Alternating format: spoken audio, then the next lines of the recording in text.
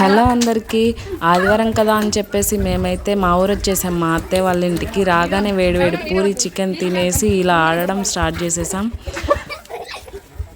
మా ఇద్దరు బుడ్డోళ్ళు అవుటైనా సరే వాళ్ళని ఆటలో అట్టిపళ్ళు అనుకొని ఎవరం పట్టించుకోవట్లేదు. ఎవరి ఆట వాళ్ళు ఆడేస్తున్నాం. మా అత్తయ్య అయితే ఇలా సందు దొరికినప్పుడల్లా మా మామని టపి అని కొట్టేసి వెనక్కి వెళ్ళిపోతుంది, ఎక్కడ అవుట్ అయిద్దో అన్న భయంతో.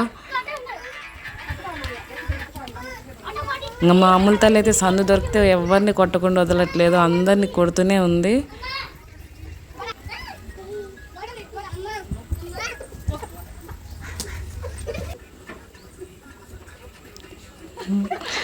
గోడ కానుకున్నా సరే వదలకుండా మా అమ్ములు బయటికి పోయి మరీ మా అత్తని వెనక కొడుతుంది.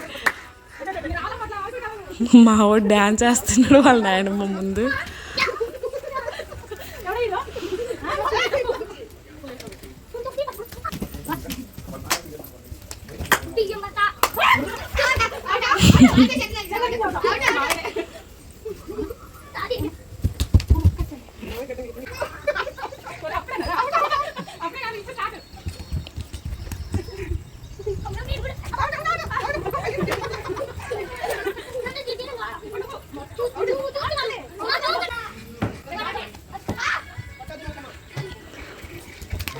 మామూలు తల్లి అందరినీ వాళ్ళ కాళ్ళకు గంతలు కట్టుకున్నప్పుడు కొట్టింది కదా, వాళ్ళందరూ గుర్తుపెట్టుకొని దాన్ని ఇప్పుడు కసి తీరా కొడుతున్నారు.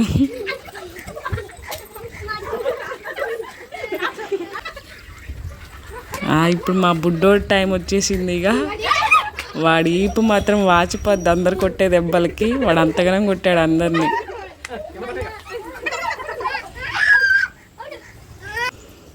మా అమ్ములు కళ్ళకు గంతలు ఆడవే అంటే నన్ను అయితే రింగా రింగా రోజెస్ ఆడిపిస్తుంది.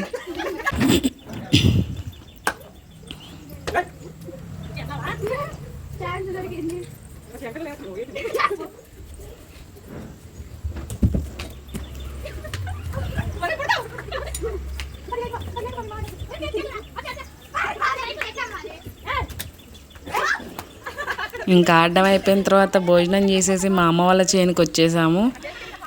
రాగానే మా అత్తయ్య కాయ చెరపండి అని ఆర్డర్ వేసేసింది. ఇంకా అత్తయ్య ఆర్డర్ని కాదనగలమ్మా, ఇంకా కాయ చెరపడం అయితే స్టార్ట్ చేసేసాం.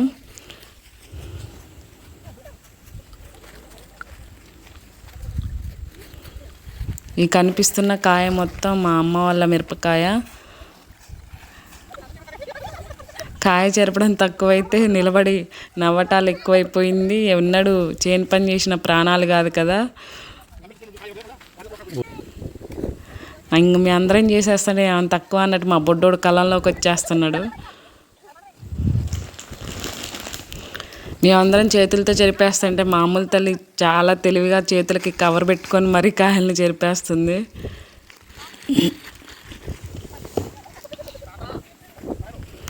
ఎర్రగా కనపడుతుంటే ఏమన్నా గులాబీ పూలు అనుకుంటున్నాడో ఏమో మా బుడ్డోడు తెగ ఆడేస్తున్నాడు ఆ కాయలతో. సాయంత్రం అయితే కానీ డ్యాన్స్ చేయడు మనోడు మంటతో.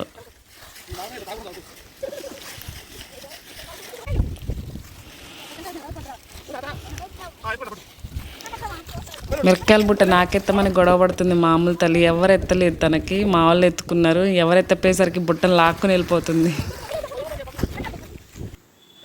ఇంకా మిరపకాయ చెరకడం అయిపోయాక చెట్టు కింద కూర్చొని ఇలా కాసేపు కూల్ డ్రింక్ తాగి ఇంటికి వచ్చేసాం. ఇంటికి రాగానే మా వాళ్ళంతా వచ్చేసారు ఇంటికి. ఇలా ఒక గంట సేపు కబుర్లు పెట్టుకొని గంటసేపు కబుర్లతో టైం పాస్ చేసేసి ఇంకా ఖమ్మం బయలుదేరిపోయాం. Please like and subscribe. Bye.